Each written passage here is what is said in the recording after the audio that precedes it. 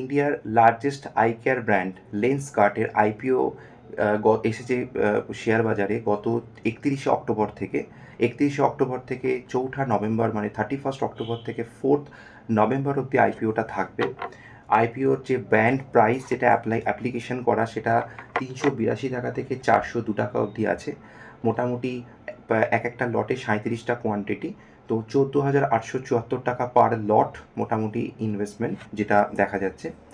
আইপিওর ক্ষেত্রে এটা দেখা যাচ্ছে যে প্রায় 147 জন অ্যাঙ্কার ইনভেস্টর এখানে ইনভেস্টমেন্ট করেছে। তার মধ্যে অনেক বড় বড় নাম আসছে।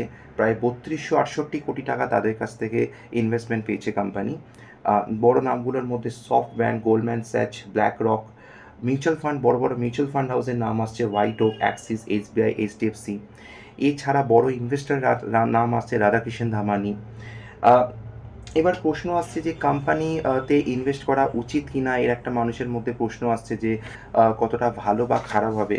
এক্ষেত্রে একটা যদি ভিউ দেওয়া যায়, কোম্পানি প্রায় 70,000 কোটি টাকার ভ্যালুয়েশন মোটামুটি এক্সপেক্ট করছে। তা প্রায় 200 পি, যেটা কোয়াইট এক্সপেন্সিভ মনে করা হয় মার্কেটের মধ্যে।